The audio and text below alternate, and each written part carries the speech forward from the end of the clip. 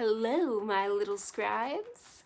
I hope you're taking this time to relax or take a break from writing or getting in lots of writing.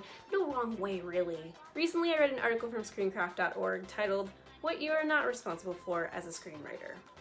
I thought this was super interesting because, well, a lot of us are somewhat struggling to figure out the biz half the time. And sometimes we're not really sure where our role begins and ends. I want you to hear this from me, because Ken Miyamoto got it right when he wrote this article, and I think that everyone needs to hear it.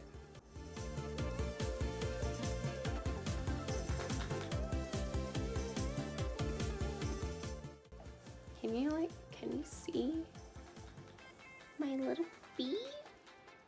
Does anybody, can you see it? It's like anybody a bee and puppy cat fan here? Recently, I read an article from Screencraft.org titled, "What You Are Not Responsible For as a Screenwriter." I thought this was interesting because a lot of times we're not quite sure where to start with our career, where our roles begin, where it ends, none of it. We just don't have enough guidance sometimes as this career goal-oriented writer that we want to become. So, I want you to hear this from me because Ken Miyamoto got it right when he wrote this article, and I think everyone needs to hear it. If you want to read the full article, I linked it down below. Don't you worry, it's a really great read. You must read all of it because I'm not going to cover every single aspect of it. Let's get started. Ken writes, "We are not responsible for directing. Cut to farm at a distance, an angle on a single tear slowly dripping down her face." We usually think bringing the reader into an actual edited version of our movie in our mind space is decided by us, but in reality, the director and the editor are gonna make those calls. Scenes are gonna be rearranged sometimes. I mean, the story may not need you to hear the wind whistling from the storm far away. You don't need to write that in the action. The smash cut may not be needed. There may be so many other ways that the director thinks that this can be portrayed.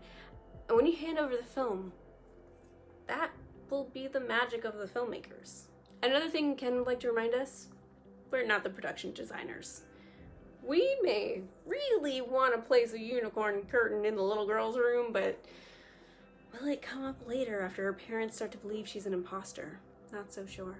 Now, if you write novels, this can be a confusing jump between the two because you're writing a lot of detail for something that will not technically, obviously, right away, if it does, be turned into something visual. So you want to avoid the white wall syndrome where you haven't written enough information about the room to give us a sense of where we are. He just wants to remind us that grandmother's 18th century china should not be described unless grandma's gonna take her favorite china in a split second and hit us over the head with it.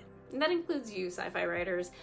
Let the real special effects team create your true life monster. We don't necessarily need to know they're 10'9" and have hair in their noses. Like, let's keep it to towering, thin, almost humanoid looking figure. Let's get into the fight sequences, because I know I've done this one wrong before. I've struggled here, yeah. Keep the fight short, down to necessary information, like our hero getting hurt, going down, getting attacked again. Unless he's highly trained in judo, this doesn't really need to be mentioned, and nor do the exact judo movements for a 3-page run. Novelists, I get it. For a book, it's pretty necessary. So if you start writing scripts, just trim it. Time to get down to casting. A lot of times this is our chance to really describe our characters from the character bio page to like the first character introduction in the script. And again, if you're a novelist, this is where we thrive. We get to pick and choose our very own Frankenstein, down to the freckles and the light hazel eyes and the specks of brown with honey highlights and the 5'6" with her mother's nose upturned just a little. However, this again, if it's not important, it's not going to be for us to decide during final casting. So as long as it's not significant to the story, after handing it over, there will be many choices that will go to the crew who will creatively place the best people for that position. Let them creatively and freely place someone who will portray the character in the best way and is actually available to do this. What's great is that some studios will loop you in on this, and maybe even if you're financially producing it, it'll be a key choice. You'll kick yourself for not thinking outside of the box if you don't do this. The last two that Ken gives us is crucial. The main reason I felt like this article needed to be read by everyone pretty much is because of this. He says you are not responsible for being the next.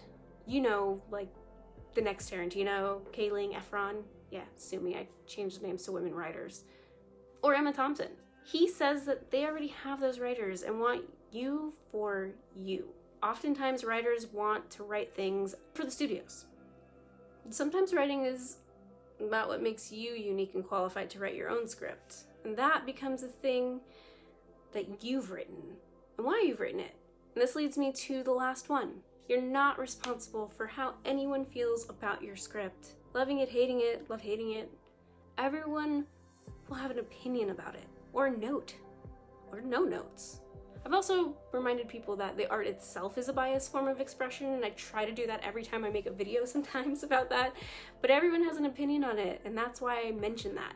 So just be glad you crafted and wrote something. Just make sure you are ace on the hard, fast rules of writing. Know your formatting. Make sure the story hits its marks. Do your homework and what's expected, what's selling, and craft your story with all of this love. Know about your career. Be in the know, and you'll find your way in. Have anything to add? Leave it in the comments below. Hit the like if you want more of this sort of thing, and subscribe if you're a writer. I love connecting, so find me at any of the social spots below, and see you later, scribes.